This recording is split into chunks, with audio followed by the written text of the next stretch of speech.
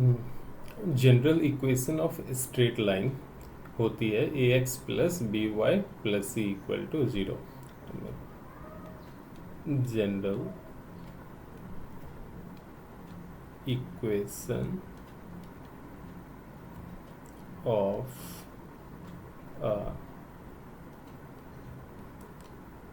Straight line है ना, उसको हम डिनोट करते हैं ए एक्स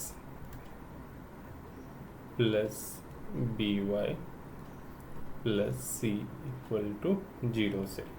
ओके, मान लो सेम स्ट्रेट लाइन की जो इक्वेशन है वो हम स्लोप इंटरसेप्ट फॉर्म में कुछ इस तरह से लिखते हैं।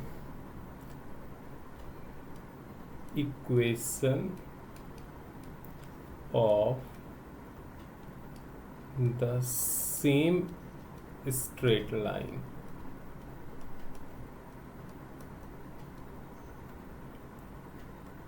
को हम ऐसे ही लिखते हैं y equal to m x plus c. ये कौन सा फॉर्म है?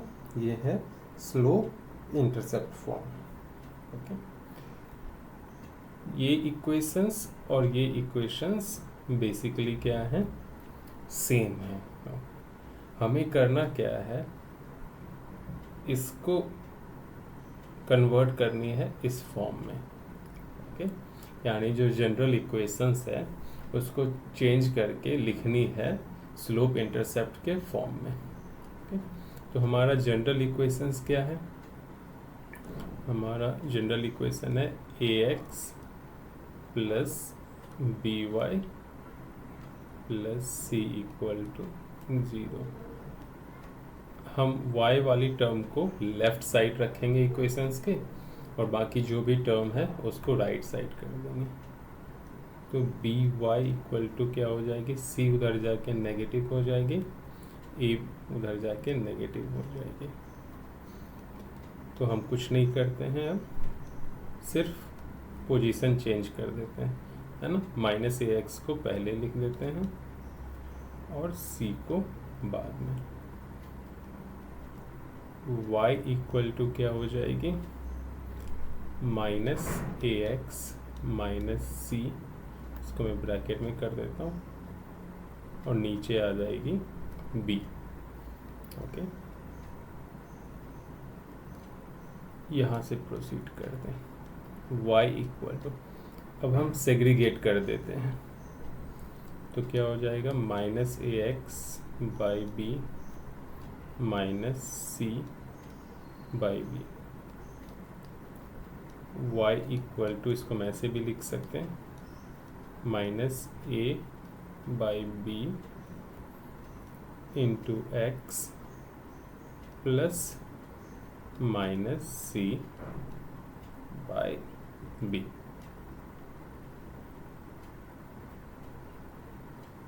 ये किस फॉर्म में आ गई? स्लोप इंटरसेप्ट फॉर्म में आ गई। तो अब इस इक्वेशंस को, इसको और इसको आप कंपेयर करो। देखो यहाँ y है और यहाँ भी y है, यहाँ x है, यहाँ भी x है, यहाँ x का कोएफिशिएंट m है और यहाँ x का कोएफिशिएंट क्या है? Minus A by B. तो इससे क्या पता चलता है? जो m है वो क्या हो जाएगी? माइनस ए बाई बी, और यहाँ c है स्मॉल c, और यहाँ minus capital C by B है। तो यहाँ जो स्मॉल c है यहाँ, ओके, ये कौन सी पार्ट है? ये है y इंटरसेप्ट। तो y इंटरसेप्ट कितनी है हमारे पास? Minus c by b. Okay,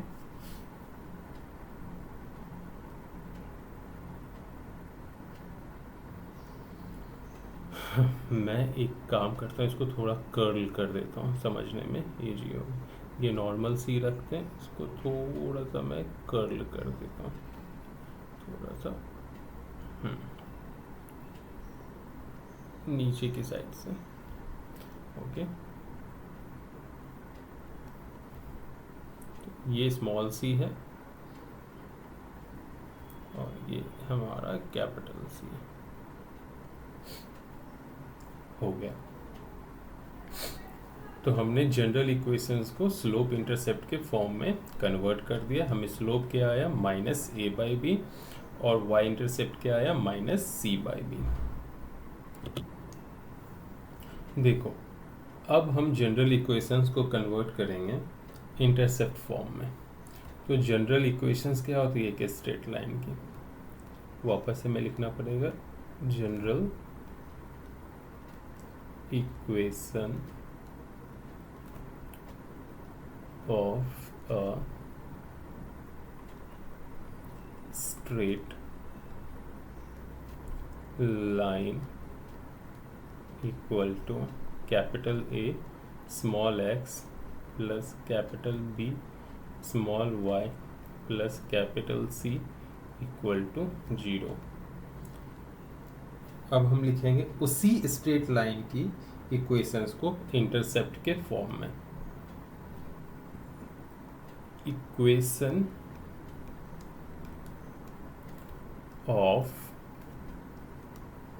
the same straight line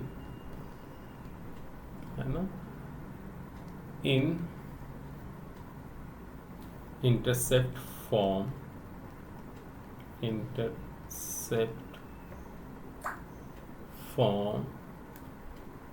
will be x by x intercept plus y by y intercept equal to 1। Okay, तो हमें क्या करना है, ये जो जनरल फॉर्म है इस इक्वेशन से इस फॉर्म में आना है। समझ में आया? तो हम स्टार्ट करते हैं। पहले हम जनरल फॉर्म लिखेंगे और वहाँ से हम प्रोसीड करना स्टार्ट करेंगे।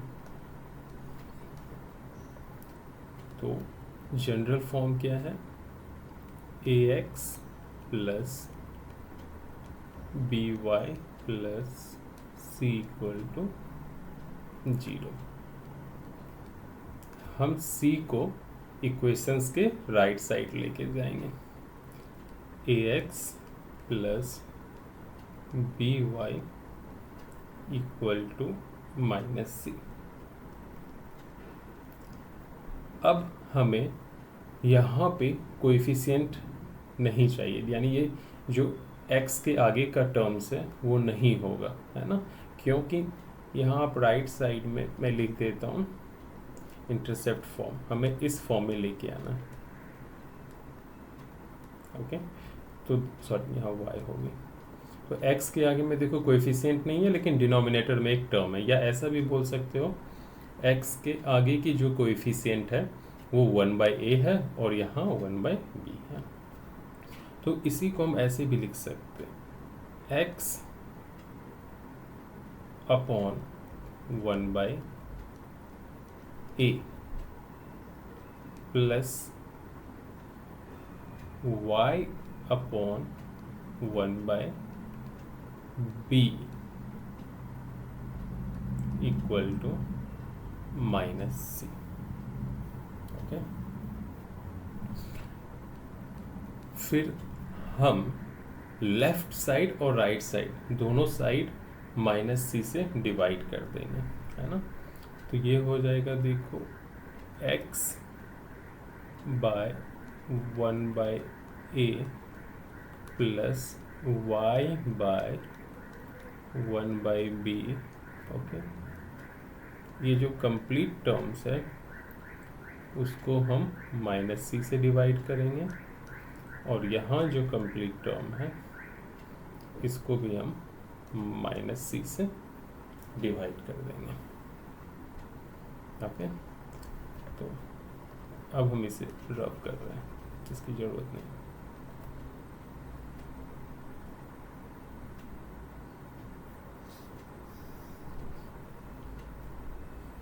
तो हमारे पास अभी क्या आ गया, यहाँ पे x by 1 by A by minus C, okay, plus Y by 1 by B by minus C equal to 1, segregate करने के बाद। तो यहाँ एक क्लासिक केस है, देखो ये जो टर्म्स है वो इसको क्या कर रही है, डिवाइड कर रही है, समझ में आया। ये जाएगी कहाँ पे, ये बेसिकली चली जाएगी यहाँ पे, ओके, ठीक है। तो ये हो जाएगी x by minus C by A plus y by minus C by B equal to 1। तो ये हमें इक्वेशंस मिल गई है इंटरसेप्ट के फॉर्म में। तो नॉर्मली हम इंटरसेप्ट के फॉर्म में क्या लिखते थे, x by A plus Y by B equal to 1। दोनों को कंपेयर करेंगे तो a इक्वल टू क्या होगी, माइनस सी बाय ए, और b इक्वल टू यहाँ क्या हो जाएगी, माइनस सी बाय बी। इसको पीछे करो और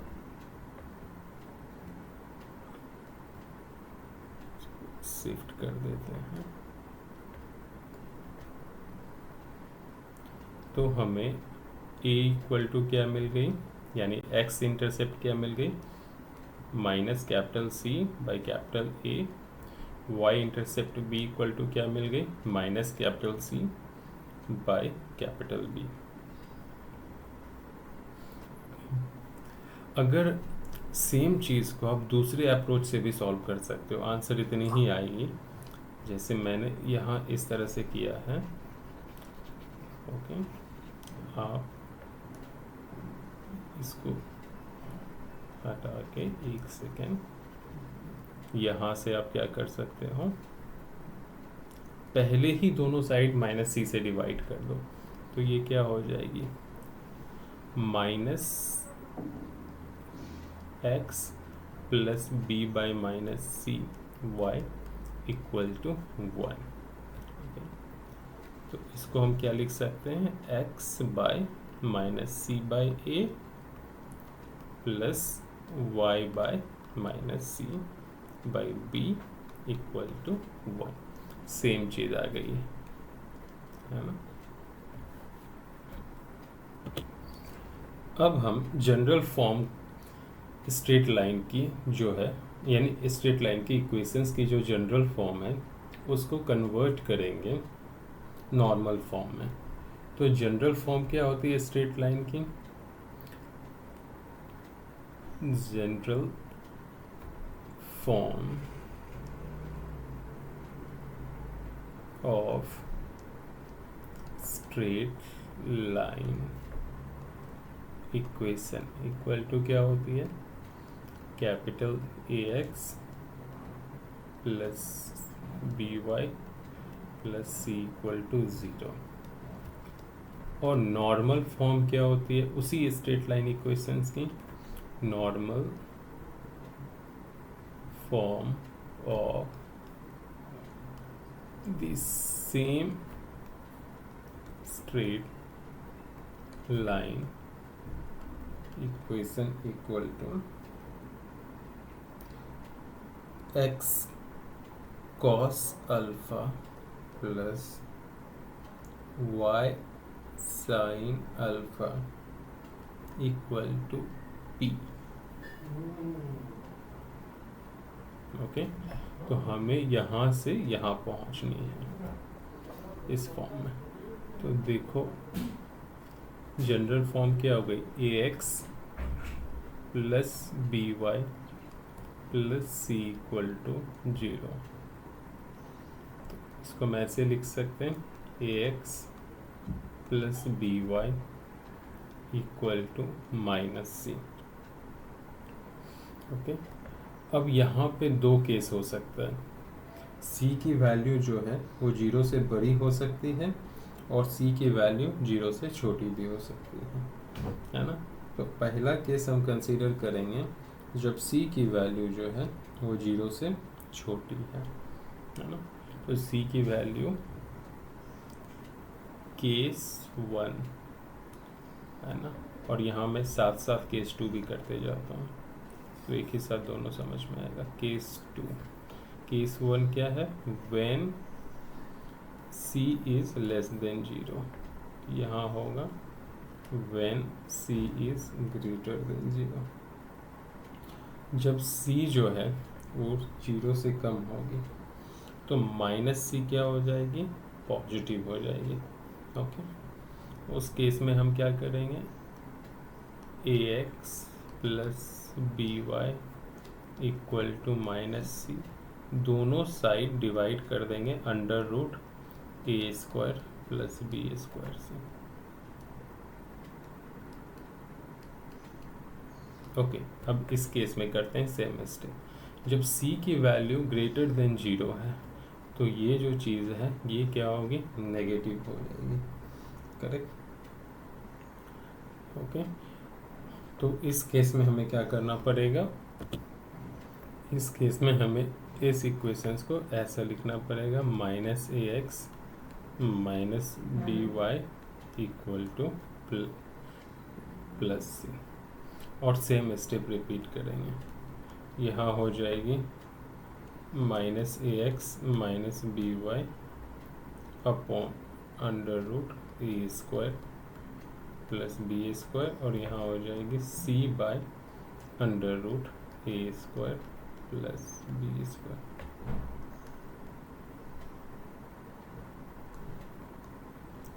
नाउ यहाँ सेग्रीगेट कर लेंगे तो क्या हो जाएगी, a x by under root a square plus B square plus b Y under root a square plus B square equal to minus C by under root a square plus B square. Same चीज़ यहाँ segregate करेंगे तो क्या हो जाएगी, minus A x by under root a square plus B square minus b x by under root a square plus B square equal to c by under root a square plus B square. Okay, let's see आगे क्या होगा। हमारा equations, अब इस equations को compare करनी है इसके साथ और इस इक्वेशन को कंपेयर करनी है इसके साथ। तो यहाँ ये जो टर्म है a by root under A square plus B square, ये क्या हो जाएगी, कॉस अल्फ़ा। इसी तरह साइन अल्फ़ा क्या हो जाएगी, b by root under A square plus B square, और p क्या हो जाएगी, minus C by root under A square plus B square. यहाँ कॉस अल्फ़ा क्या हो जाएगी, minus a root under A square plus B square.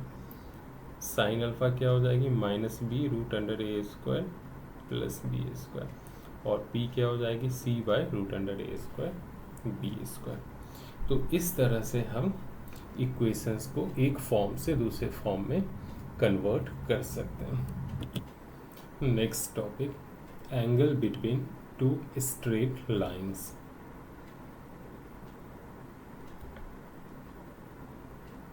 तो मान लो ये एक स्ट्रेट लाइन है L1 और ये एक दूसरी स्ट्रेट लाइन है L2। ओके, इनके बीच जो एंगल बन रही है वो है थीटा, तो हमें ये थीटा फाइंड आउट करनी है। ओके, तो इक्वेशन जो होगी स्ट्रेट लाइन L1 के लिए उसको हम लिख सकते हैं y equal to m1x plus c1। ये किसकी इक्वेशंस है, फर्स्ट स्ट्रेट लाइन, इसकी मैं यहीं लिख देता हूँ तो समझना इजी होगा, प्लस c1। और इसके लिए इक्वेशंस क्या हो जाएगी, y equal to m2x plus c2। तो यहाँ क्या हो जाएगी, y equal to m2x plus c2। Okay, ये फर्स्ट के लिए है और ये सेकंड के लिए। अब दोनों की स्लोप हम इक्वेशन से देख सकते हैं। फर्स्ट की स्लोप क्या हो गई m1 और सेकंड की स्लोप क्या है m2। ओके, तो जब दोनों की स्लोप हमें पता हो तो हम दोनों लाइन के बीच एंगल फाइंड आउट कर सकते हैं। उसके लिए आपके पास एक फॉर्मूला है,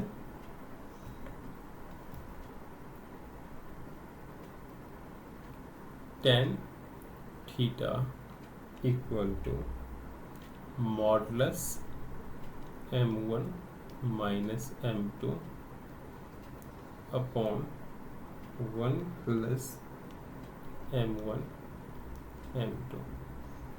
ठीक है, इस फॉर्मूला का यूज करके हम क्या करेंगे, एक्यूट एंगल फाइंड आउट करेंगे दोनों लाइन के बीच। दो लाइन के बीच जो है हमेशा दो एंगल फॉर्म होती है, एक एक्यूट दूसरा ऑब्ट्यूज। तो ये जो एंगल हमने निकाली है यहाँ, ये वाली, ये क्या है हमारी एक्यूट एंगल है। अभी इन्हीं दोनों लाइन के बीच में एक ऑब्ट्यूज एंगल भी फॉर्म होगी और वो क्या हो जाएगी, ये वाली जो एंगल है ये क्या है, ऑब्ट्यूज एंगल। और इसकी वैल्यू कैसे पता चलेगी, 180 डिग्री माइनस थीटा। तो हमें दो लाइन के बीच जरूरी नहीं है कि दोनों एंगल फाइंड आउट करें।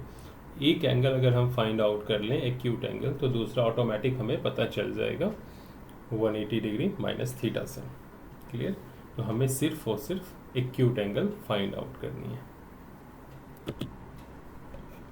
और एक चीज़ याद रखनी है, L1 L2 दोनों लाइन में से कोई भी एक लाइन अगर x एक्सिस के परपेंडिकुलर हो यानी y एक्सिस के पैरेलल हो तो ये फॉर्मूला वैलिड नहीं है। इस फॉर्मूले से हम एंगल फाइंड आउट नहीं कर सकते। ओके, तो मैं लिख देता हूँ यहाँ पे, either one of L1 and L2 is perpendicular to x axis, then we can't use our formula। Clear हो गया? तो मतलब L1 और L2 दोनों के दोनों परपेंडिकुलर नहीं होने चाहिए x एक्सिस के, या पैरेलल नहीं होनी चाहिए y एक्सिस के। हमें पैरेललिटी चेक करनी है, दो स्ट्रेट लाइन पैरेलल हैं या नहीं हैं, ये कैसे पता चलेगा? ओके, अगर दो स्ट्रेट लाइन हैं और दोनों में से कोई भी y एक्सिस के पैरेलल नहीं है यानी x एक्सिस के परपेंडिकुलर नहीं है, तब जाके दोनों स्ट्रेट लाइन पैरेलल तभी होगी जब दोनों के स्लोप इक्वल होंगे।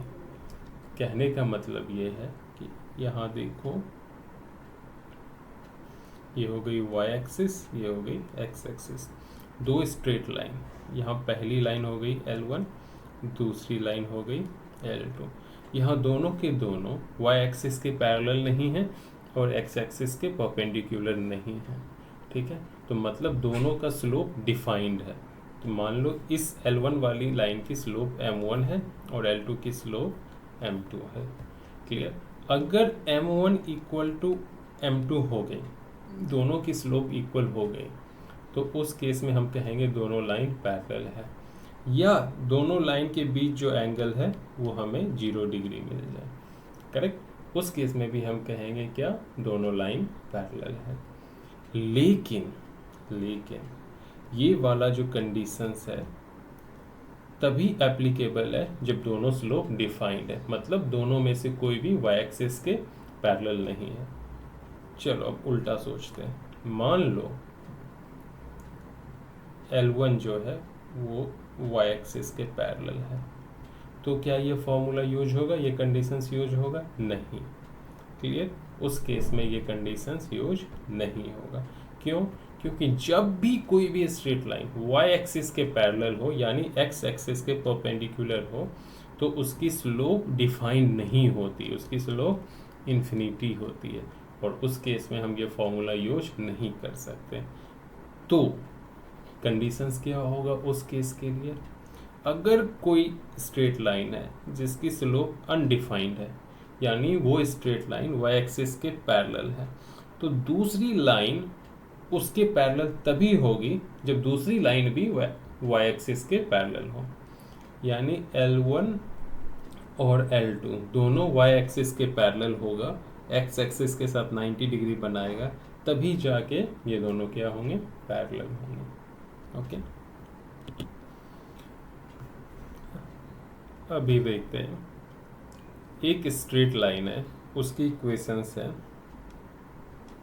a1x plus b1y plus c1 equal to 0। एक दूसरी स्ट्रेट लाइन है, उसकी इक्वेशंस है e2x plus b2y plus c2 equal to 0।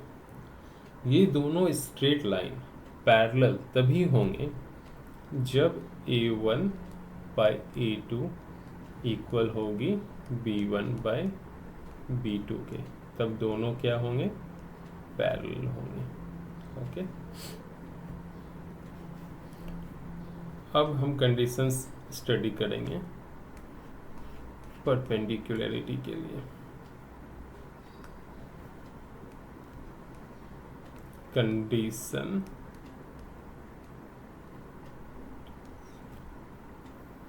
ठीक है, for two lines to be perpendicular. Okay, तो एक लाइन हो गई a1x plus b1y plus c1 equal to 0, दूसरी हो गई a2x plus b2y plus c2 equal to 0। अब ये दोनों लाइन कब परपेंडिकुलर होंगे? इसके लिए कंडीशंस है a1 a2 plus b1 b2 equal to 0। Okay, अगर ऐसा हो, दो स्ट्रेट लाइन है, पहले लाइन का जो स्लोप है वो m1 है, दूसरी लाइन का स्लोप m2 है, तो दोनों कब परपेंडिकुलर होंगे? दोनों परपेंडिकुलर तभी होंगे जब दोनों का जो प्रोडक्ट है वो इक्वल हो -1 के। उस केस में दोनों क्या होंगे? परपेंडिकुलर होंगे। मैं फिर से बोल दूं, दोनों का जब प्रोडक्ट होगा स्लोप का इक्वल -1 के, तब दोनों क्या होंगे? परपेंडिकुलर। यानी थीटा की वैल्यू कितनी आनी चाहिए? 90 डिग्री।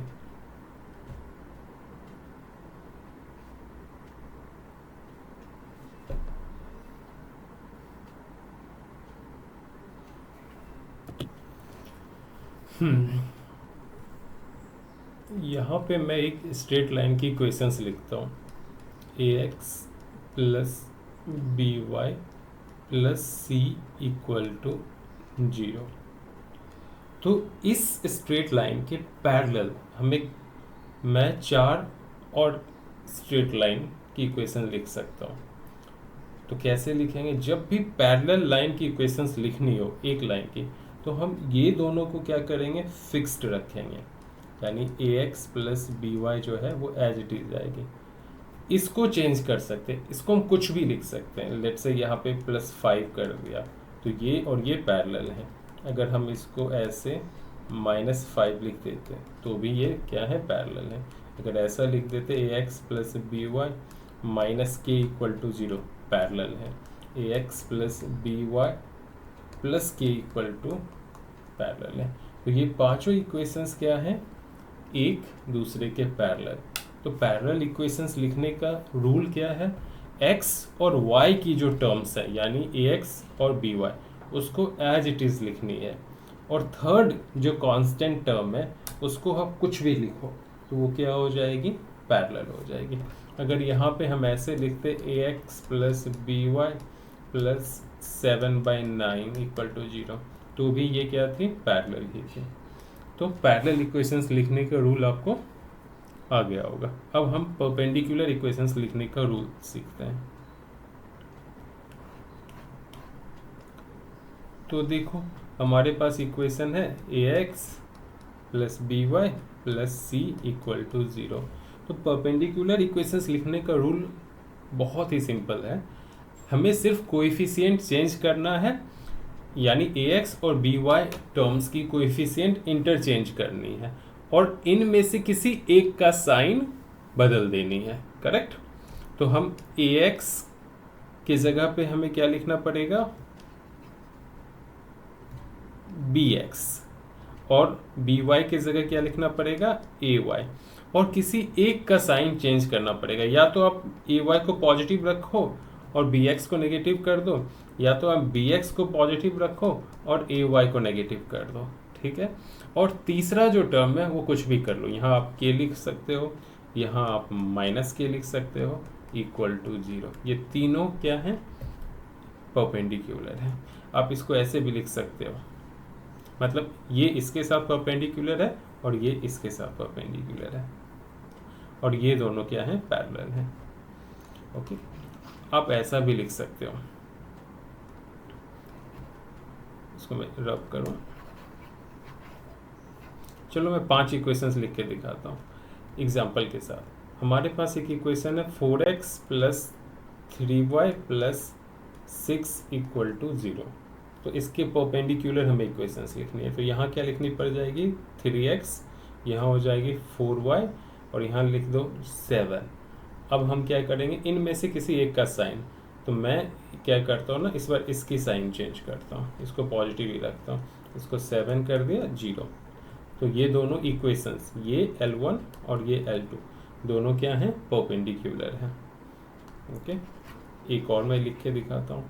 मैं यहाँ कर देता हूँ इसको -3x और इसको +4y और इसको -11 = 0। ये दोनों भी क्या हैं, एक दूसरे के परपेंडिकुलर। ओके।